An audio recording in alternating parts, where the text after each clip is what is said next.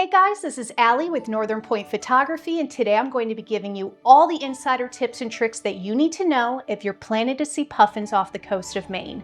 So stick around for everything you need to know about where to go, how to book your trip, the best places to stay, and the proper camera equipment and settings to make sure that your trip goes off without a hitch. Let's dive in. When I moved to Maine, I had no idea the puffins nested here each season. I had heard about puffins in places like Iceland and the UK, but I never even thought about the possibility of puffins being right here in my backyard. Now come to find out, Maine is the only state with breeding puffins in the United States. Puffins will nest on Eastern Egg Rock, Machias Seal Island, Petit Manan Island, and Matinicus Rock. Now due to overhunting of puffins in the 1800s, they became almost entirely disappeared from Maine. However, the Puffin project led by the Audubon Society in the 1970s did successfully restore them to our region, and now we get to see them each year at breeding season. So let's talk about the different tour companies. Not every tour company is going to actually give you the opportunity to go on island and see puffins. Let's talk about each tour one at a time. Now we have two tours that go out to Egg Rock Island. The first is Captain Fish's Cruises, which is going to leave from Booth Bay Harbor. Now, Booth Bay Harbor is an excellent place to stay, explore, tons of food, tons of shopping. You're going to have plenty to do in this region. Now, the next tour, Hardy Boat Cruises, is going to leave from New Harbor. Now, while I personally love both of these tours, puffins are very small and very fast, and even with really great equipment, don't expect to get a ton of clear photos on this tour, as you're going to be taking those photos from a rocking boat.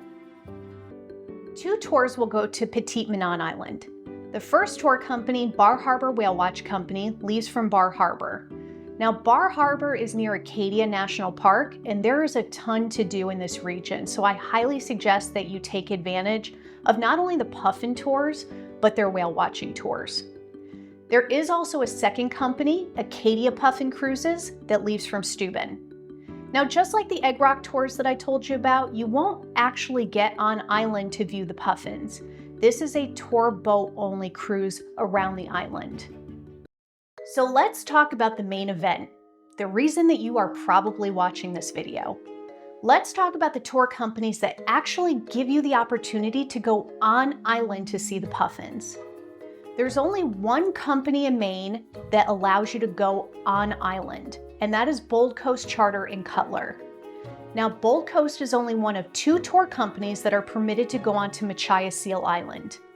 Machias Seal Island is actually a disputed territory between the Gulf of Maine and the Bay of Fundy in Canada.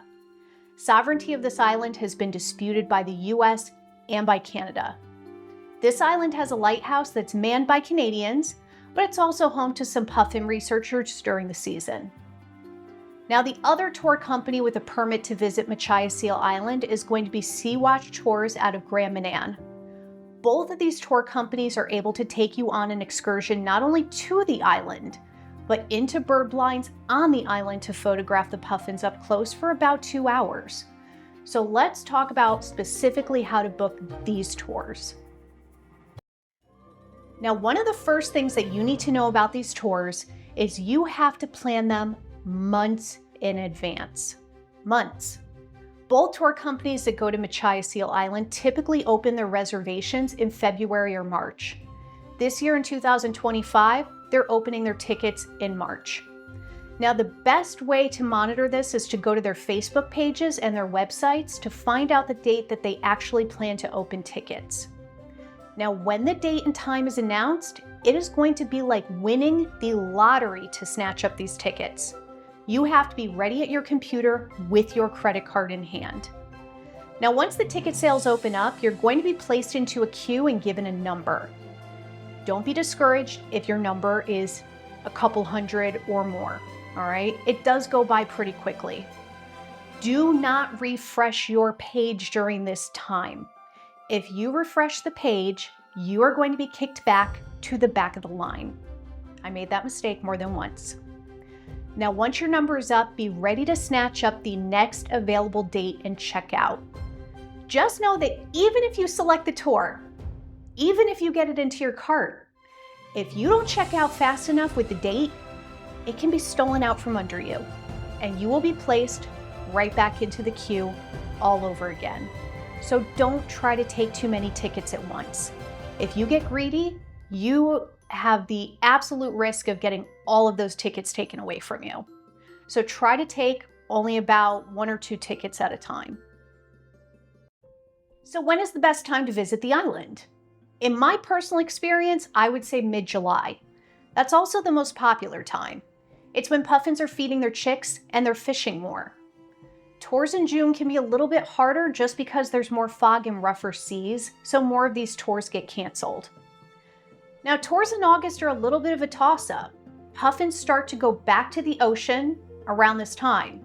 So if you do book August, try to book as soon into August as you can.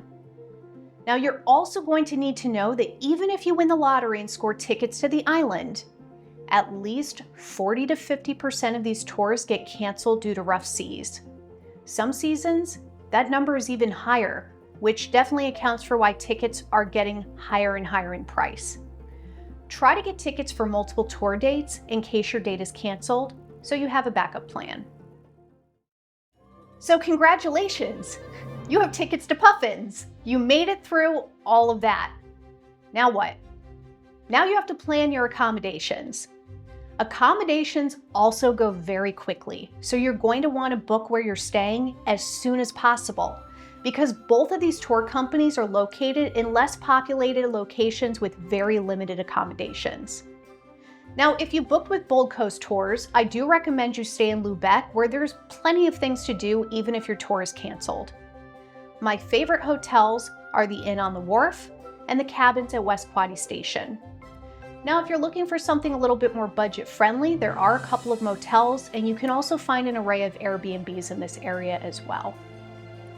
Now, while you're in Lubeck, there's a ton to do. There's the West Quoddy Head Lighthouse, which I recommend for sunrise and astrophotography. This region is the first in the United States to get sunlight in the morning. There's also many oceanfront trails, and if you have your passport with you, you're only a stone's throw away from Campobello Island in Canada. If you've booked a tour with Sea-Watch Tours, your only option will be to stay on Grand Manan Island. Book your ferry ahead of time and make sure that you travel to the island at least a day prior to your tour. The ferry takes about an hour and a half, and most Puffin tours are going to be too early in the morning for you to make it on time with the ferry. Not to mention, you could risk the ferry being out of operation. Grand Manan has cute restaurants and shops, but be mindful that it is a small island and your options are going to be limited. So if you want specific things, bring them with you. Now, some of my favorite stays on the island have been the Compass Rose Heritage Inn and the Marathon Inn, but there are also many Airbnb options on the island as well. Now, just like with Lubeck though, book your stay as soon as possible because lodging is going to be really limited during the season. Grand Manan has a lot of interesting things to see on the island while you wait. There are beautiful lighthouses including Swallowtail, which is actually one of the most photographed in Canada. There's also a ton of waterfront trails and whale watching tours, so take advantage while you're waiting for your Puffin trip. So let's talk about what to pack for your trip. Layers are going to be essential for both of these destinations. Rain and fog are prevalent in these areas pretty much through the whole season, so rain gear and sturdy boots is going to be a must. Pack waterproof bags for your gear, as well as a lanyard for those bumpy boat rides. I also recommend that you bring plenty of snacks because you're going to be out all day without food and you're definitely going to be hungry on the boat ride. Now, a tripod isn't necessary for the island, but it will come in handy on your trip in general. On the actual island itself, the bird blinds are very small, and they can't accommodate more than a few people per blind. You're going to be constantly moving around to different windows in the blind, so a tripod just doesn't fit well in this area. I have tried a monopod. It worked okay, but it didn't do so much for me, so you could save yourself the gear. The windows in the blind are going to be your best friend. Those windows are going to be a good place for you to brace your gear and keep it steady. So let's talk about lenses. As far as lenses, I always personally bring a wide-angle lens for photographs of the lighthouse and groups of puffins.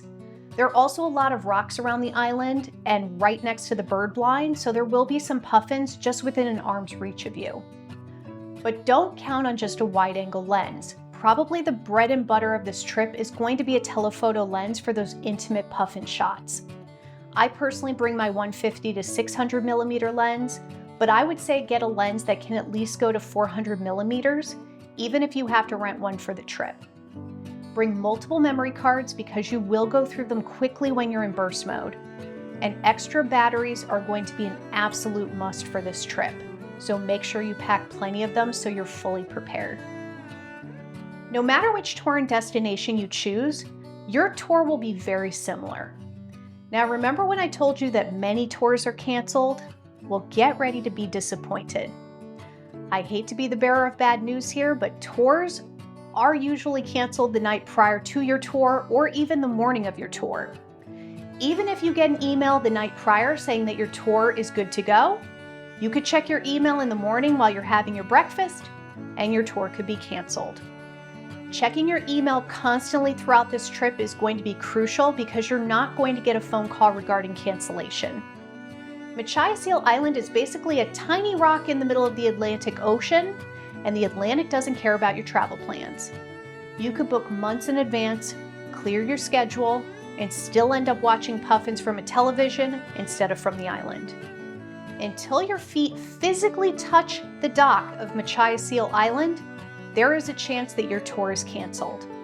You could be in front of the island after taking that long boat ride out there, and the captain may say, "We're not landing on this island."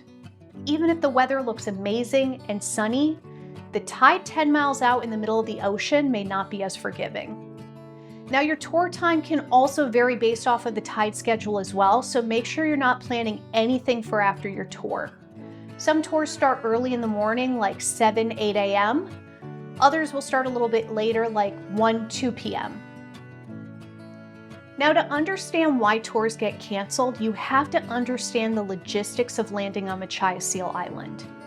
After about an hour and a half of open ocean sailing, you're going to finally make it to the island where you're going to find hundreds of adorable puffins flapping all around you. It is truly magical. But landing on the island is extremely tricky. The island doesn't have a big safe harbor. Instead, you're transferring from your tour boat onto a small boat that's going to only accommodate a few people at a time. That little tiny boat is then going to take you to the island where you're going to get off on a tiny, slippery dock where you will then be officially on the island. Now, landing in this area with a small motorboat is extremely dangerous, even in the best conditions. On-island tours can be canceled while you are at the island. That's right. You can make it all the way to the island, and after an hour and a half at sea, the captain can decide not to land on the dock. Even if the weather seems beautiful, if there is even a little bit of too high tide and the water is too rough around that area by the dock, they're going to cancel it. And it's for your safety. When you understand exactly how difficult it is to land on this island, you'll understand why a lot of these tours get canceled. The captain's going to evaluate the dock area and the tides of the location and make a determination at that time. Now, should they cancel you actually going on the island, they will drive around the island for a little while so you can still get some footage and spend some time with the puffins. This is a good opportunity to get those photos of them swimming in the water and flying up above you. Congratulations. You have finally made it to Machias Seal Island. You've gotten through all of that stuff, and the captain is finally giving you the green light that you are going onto the island. Now, you get approximately 2 hours on the island, so I always recommend making your adjustments to your camera settings on the way to the island. The captain or their assistants are going to divide you into groups of about 3 to 6 people depending on the size of the blind. My personal favorite blind is the one at the very far left of the island, just because I think it's a little bit larger and it has a really great view of the lighthouse, the walkways, and the other blinds. So I just feel like my shots are more dynamic. But honestly, any of the bird blinds that you get put into is going to be an absolutely magical experience for you. Now, once you're paired up, your captain will transfer you into a smaller boat in small groups, and you're going to ferry over to the island. Now, this process doesn't take a long time, but it will give you a great opportunity to photograph puffins while you wait. Now, once you transfer onto the island, you're going to be taken in your groups to your bird blinds. There will be a short opportunity to use an outhouse, but don't expect a lot of time to photograph outside the blind. There are usually territorial Arctic terns nesting near the boardwalks, and they will go after your head. So your tour guide is going to quickly get you into your blinds. Now, once you're in your blind, you'll put down all the windows inside of your blind and begin the magical journey of hanging out with puffins for the next 2 hours.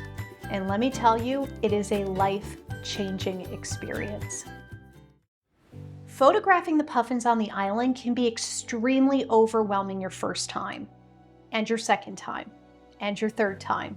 I've been a couple of times so far, and let me tell you, these guys are fast, unpredictable, and can be difficult to shoot. And there are hundreds of them all around you. Now, you will have to work with your groups to move positions within the blinds to try to get different angles. But there are many other birds that you can also see on the island, including razorbills and even the possibility of a northern gannet or two. Now, the best advice that I was given was to focus on 1 or 2 puffins at a time and just stay with them. Try to photograph their funny little characters and personalities. I always find that single puffin photos or a few that are interacting together are my best shots. Now, if it's a cloudy day, you're usually going to see more puffins on the island near your bird blind. But if it's very sunny out, you're going to see puffins spending more time in the water. So let's talk about your camera settings. You're going to want to shoot with high shutter speed, around 1/2000 to 1/4000. Start your ISO around 400 to 800 and adjust for your lighting. Now, if it's cloudy, don't be afraid to bump your ISO up to 1600 plus. Your aperture should be around f5.6 to f8 for sharpness and that depth of field. Make sure you have burst mode set to high speed. The more frames you get, the better your odds are going to be of getting a great shot. Now, puffins usually dive very quickly into their dens to feed their chicks, so don't expect them to just be hanging around with fish in their mouths like those famous shots that you see all over the place. Keep your camera on a continuous autofocus and tracking with a flexible spot so you can lock onto birds in motion. I recommend a polarizing filter to cut down on glares from ocean reflections, or even an ND filter that can help you to control bright lighting without messing up your shutter speed. Now, once you play around with these settings, just sit back and enjoy the absolute best experience of your life. Being on Machias, just inches away from hundreds of puffins, is honestly the most magical experience that I've ever had. And honestly, I've been obsessed with them ever since. So let's wrap this up. The biggest takeaway is you need to start planning your trip right now. Prepare early. Book your trip in March if you want to go on island to view puffins. Now, for the other island tours, you can wait a little bit longer, but it's always better to be prepared early because puffin tours are the most popular in Maine. Also, be prepared for the possibility of a cancellation. Make sure you look at other activities to keep you busy so you always have a backup plan. Now, if you're lucky enough to get a puffin tour, make sure you prepare for a bumpy boat ride. Dramamine is your friend. Make sure you bring the proper equipment like a telephoto lens, and make sure that your camera is set early so that you're well prepared. I'll see you guys next time, and may the puffin god shine upon you. Best of luck in booking your puffin trip to Maine. Take care, guys.